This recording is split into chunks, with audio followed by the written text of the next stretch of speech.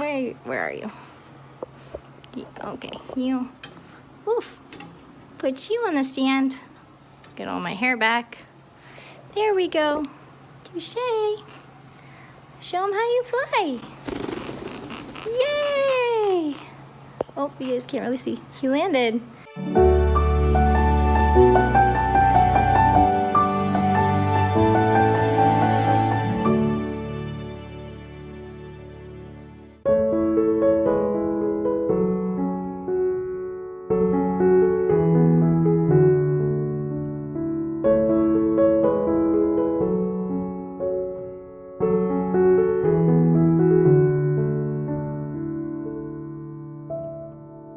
So he's learning all the stands in the house and flying to all of them.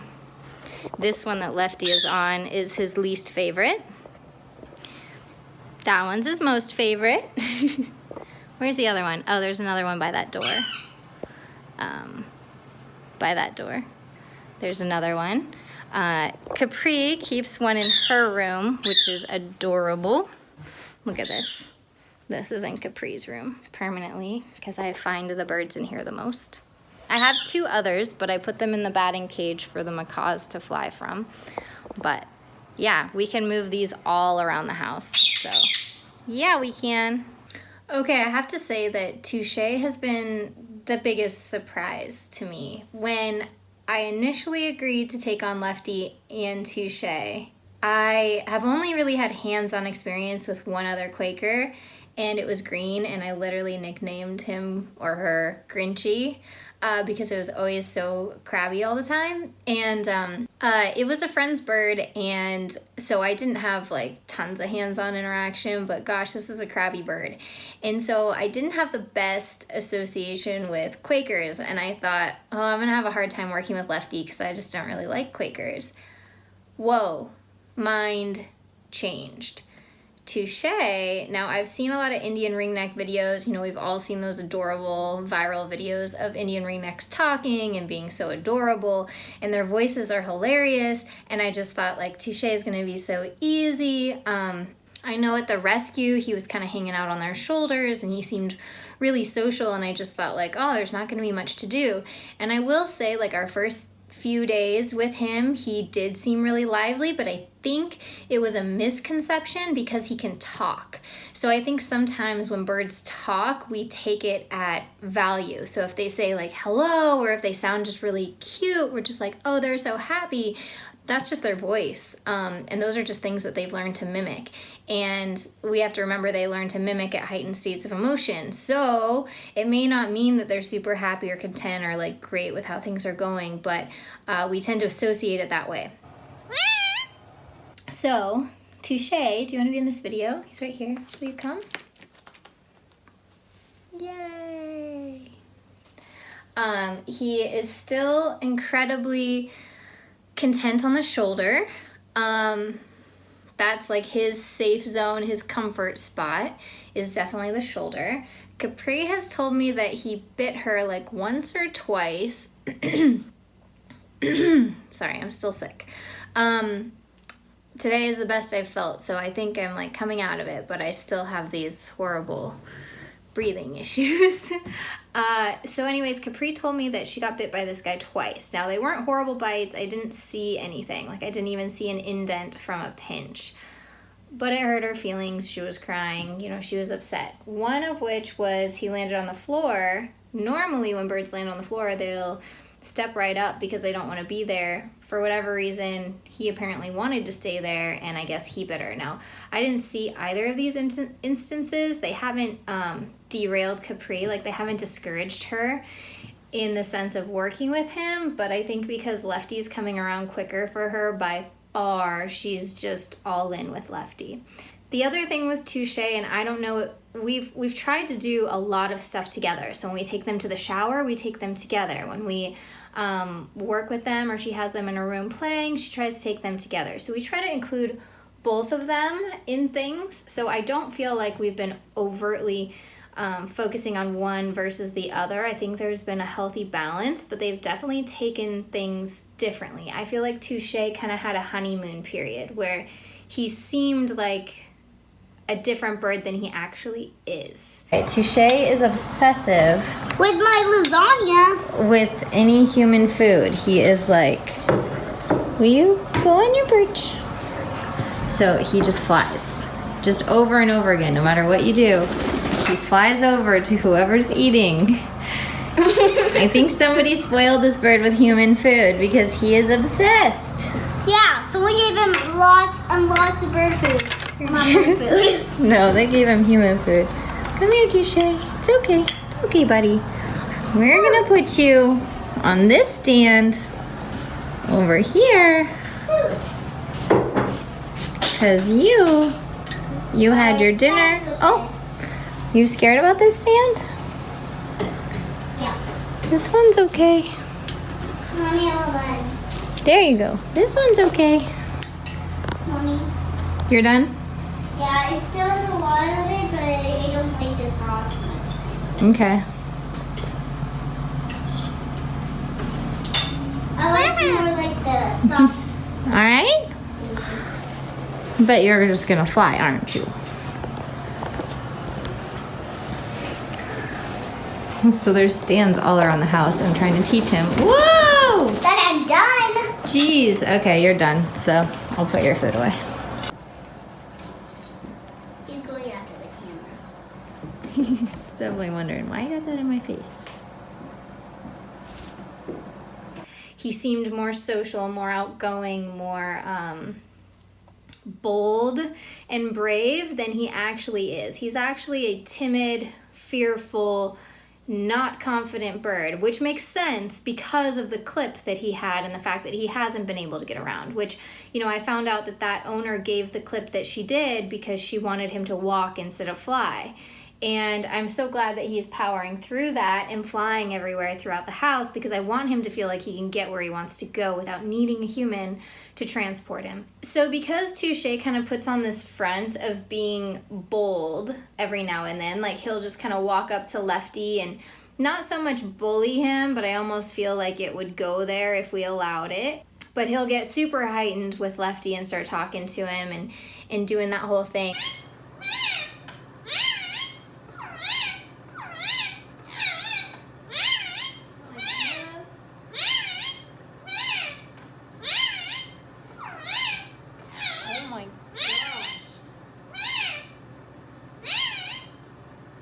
And so when we took these two birds outside, we started with Lefty, who handled it like a champ. And then we thought, okay, let's take Touché. He had one tail feather, you guys, one long tail feather, and he broke it during this whole fiasco is what I should really call it. So we took him to the batting net and he was just not into it. I think it was stimulation overload for this little guy. Whoa! They like to climb, Mom. Yeah, come on, Touché.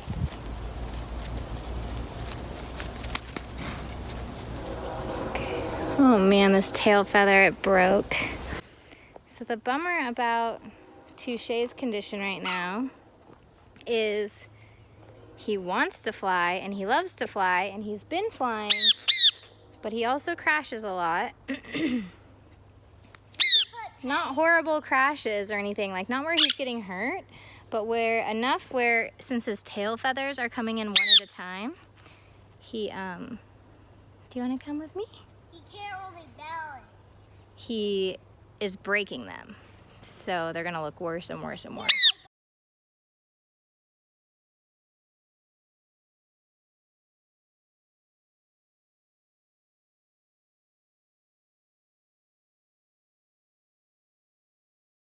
He was flying. We call him Torpedo Touché because, or Touché the Torpedo, because that's how he flies around. He just torpedoes into the room, or torpedoes out of the room. And so when he was in the batting cage, it was all over, and I just thought, like, okay, this is way too much for him.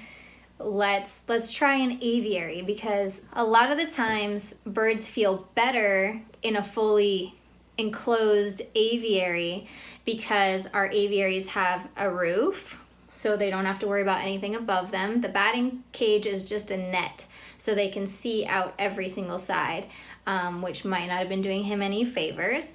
So the aviary's completely, the top is covered, and then it's just in a more like wooded, safe area to make them feel safer. I know that when we put aviaries up at my parents' house, originally it was just a 5-acre lot of nothing. And we put these aviaries out in the middle of nowhere is kind of what it looked like. And then as we began to like build around it, and especially when the actual garden fence went up, the birds became much calmer and they seemed to be more content in the space. I think it just felt safer and more comforting. And that's kind of what I felt like he needed. So when we moved him into the aviary, he immediately was all over it at first, but then he completely calmed down and was this content, happy bird. And I thought, okay, this is working. And then I went to get him out of the aviary and I was like, okay, this is not working. You know, I had to hold him. You were so jumpy. I had to hold him where my hands were like completely over him. And he never tried to bite me, but I could feel his breathing, and it was fast, like he was nervous. And although it didn't escalate to the point of like him feeling like he was, you know, having to fight for his life or anything like that, like he was very calm as far as allowing me to do it, and through the process and never trying to escape. Once we were into the house and he was able to get out, he was very like frantic. And then I found that the next day he was just what I call psycho bird. A little morning routine for you. Capri is eating an almond smoothie for breakfast while these two guys also eat breakfast. So as you guys saw, we put the birds out in the aviary yesterday and they did fantastic. However, when we went to go get them to bring them inside, I took Capri with me, and she was going to carry Lefty. I was going to carry Touché, and Touché went absolutely nuts. He acted like I was the scariest thing in the aviary he's ever seen, and was just flying all around just from our presence of like probably feeling that we were going to obviously get them and take them inside, but he lost his mind. Even when I held him to carry him back to the house, once I eventually did get him, he did step up, but then when I went to like cover him, he was freaked out, and I could just feel how hard he was breathing. And ever since, he's been a little chaotic indoors. So as you can hear, he has this high-pitched sound. I really don't like it.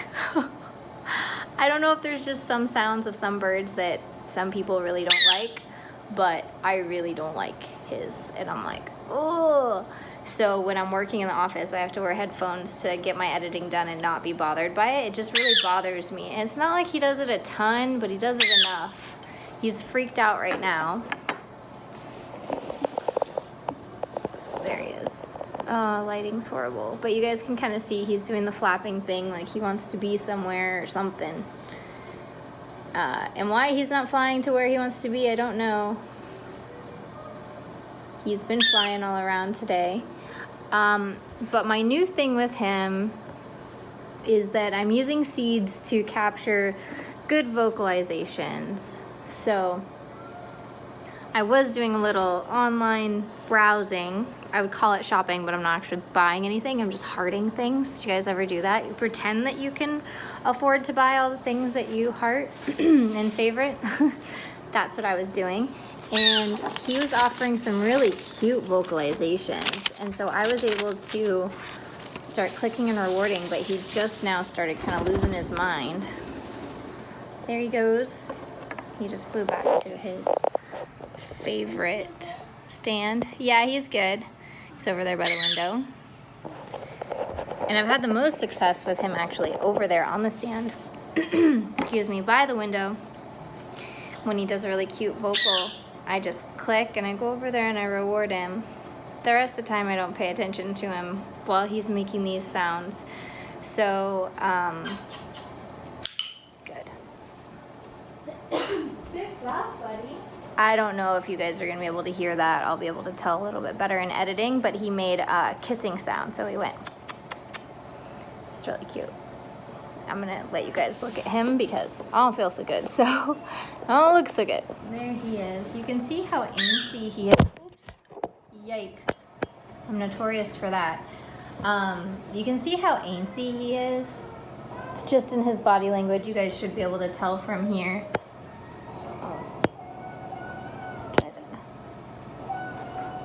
go closer, but he is like holding his feathers out like he's gonna fly all sorts and just not content. He is not the same bird since...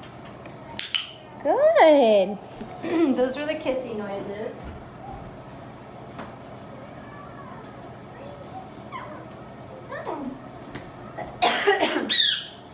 He's not the same bird since going outside. It just like, outside he was fine, but man, getting him in, he just was totally crazy. And he's been a little frantic ever since. Last night, he wouldn't stay on his stand. He kept flying into our room.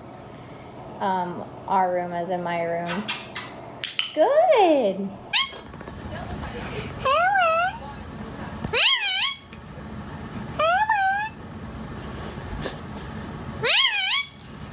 So I can't quite pinpoint it, but when he flew into my room, he wanted to be near me, but he didn't want me to touch him.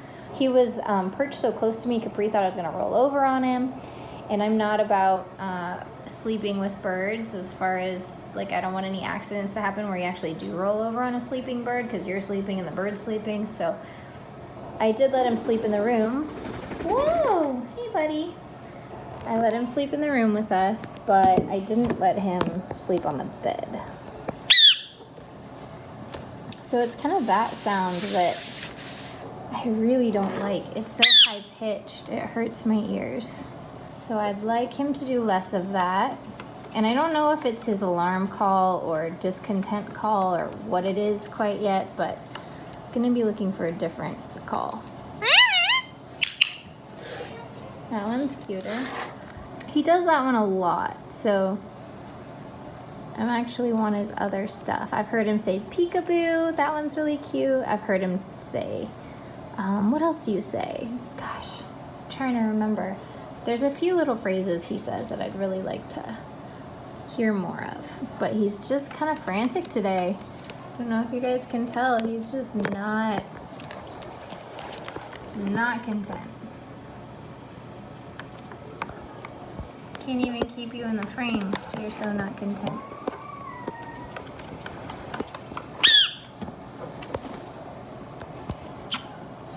Good.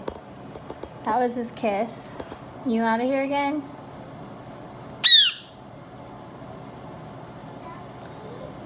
I almost feel like he does this foot chewing thing. Not that he's doing any damage to it, but he puts his foot in his mouth. I almost feel like it's a coping mechanism, like it's something's wrong.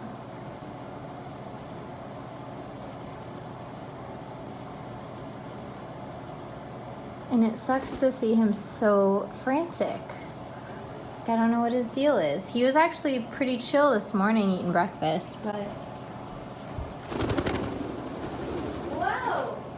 And so I almost feel like with Touché, things have gotten worse since he's been here. And it's interesting because having two birds, I have to look at things so differently. Just from my experience, I think that I tend to work with birds that are somewhat similar. And so I'm able to do things kind of the same that work for both. With Touché and Lefty, oh my gosh, so jumpy, sorry. With Touché and Lefty, they're so different and they're handling everything so opposite that it's constantly making me like, okay, but how do I do this for Touché? Okay, but how do I do this for Lefty? And it's a totally different approach. So Lefty's in an aviary right now, and that's great for him. He needs it for his plumage. This guy lost his only last tail feather that he had because of the darn outside trip. So he's just not ready for that yet. It's okay. It's okay, it's just male. He tends to want to be around us all the time. So if I'm in my office, like I am now, he flies in here and he wants to be there, but he doesn't necessarily want to be touched or held or super close. He just wants to be around, and he'll perch on something and just be content and be here. I've noticed that in my room as well. He just wants to be there, and this is probably the second night where he slept in my room on a stand, and he just tends to like to be there. And then in the morning he flies to the bed and he wants to be close, but he doesn't necessarily want to be hands-on. So it's really an interesting perspective because he'll come right up while Lefty's getting love, and it's like he wants to, but he's just too scared to allow us to really touch him on the head or anything like that. So in comparison to Lefty, I feel like Touché needs training. Lefty, I don't feel like needs training. And Capri's like, I want to teach him to wave. I want to teach him to do this. I want to teach him to do that. And not that we won't eventually trick train Lefty, but I think right now just focusing on his health and making sure he's like a happy, adapted bird is more of the key. Whereas with Touché, he needs training to like get over this stuff. Like he needs desensitization so he's not so startled. He needs to learn via capturing what vocalizations he should be doing and which ones are not so great and are really annoying. He also, I feel like, needs to be trick trained. He's a fast learner, so the first day that I did target training or touch training, he picked it up right away and was fantastic, whereas Lefty was nervous. So those certain things, it made me do targeting less with him because he already got it and spend more time trying to make sure that Lefty understood the technique. But now I think I'm just gonna fully focus on trick training him because I think that's the way to earn a bond and earn trust with him in a hands-off approach. So our stop biting course goes into this in more how-to versus what I'll be showing. I'll be showing the steps, but it's not going to be in like a how-to, you're supposed to learn it from this sort of style. I'm just going to be kind of documenting what I'm doing. But trick training is a way to form a bond with a bird and gain a really positive relationship through stimulating the mind, through getting your bird moving and using its body and its mind. It's also great because it's usually a hands-off approach. So you can do a lot of trick training that uses targeting. You can do trick training that uses props. You can use capturing to do some trick training. It's very hands-off, non-invasive. With timid birds, though, everything is invasive. So you're going to kind of see me work through that with teaching him the first trick that I'm going to teach, which is the spin. Good job. Do you still want the seed?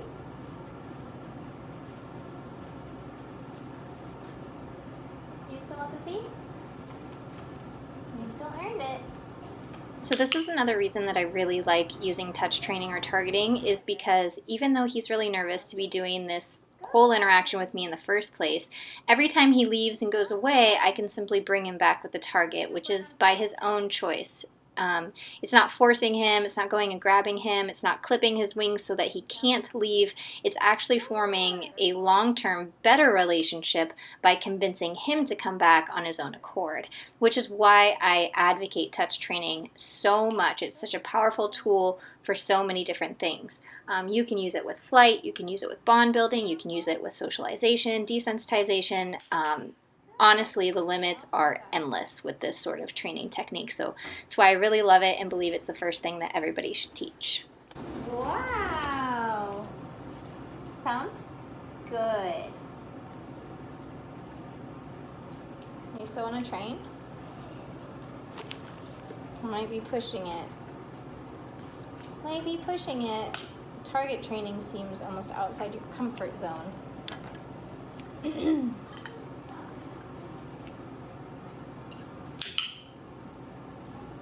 Why are you so spooked by it? Can you touch it behind you? It's scary to turn your back on me, huh? You don't know me that well. I'll give you a sunflower seed. You do it. Maybe I should put the wave on you. Unless that's like a neurotic thing that I don't want to encourage. I'm just gonna go for it and see if he'll spin. He might just fly off. Can you turn around? You can do it.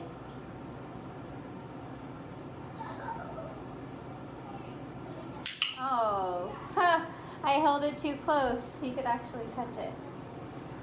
My bad. Yeah, outdid me on that one.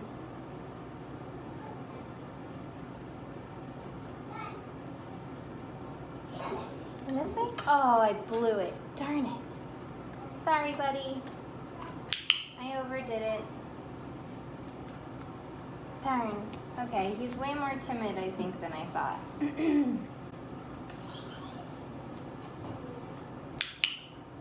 I was just holding it like that, huh? I was just holding it. Come on. Good job.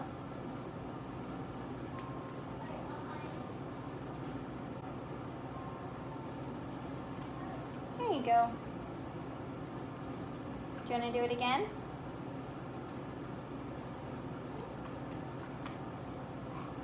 Don't get mad at my hand.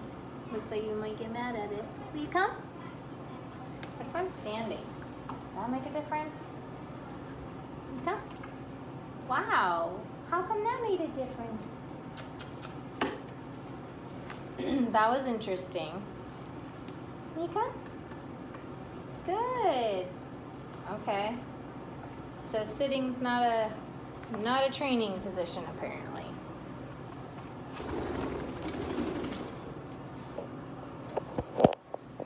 He is on that stand. The thing that kills me about him is, especially when he comes to my bed, I can tell he wants the interaction. But seeing him too scared to try is what's killing me. Like, I want him to be brave. I want you to be brave. And a little bit more information on his backstory, which is really depressing.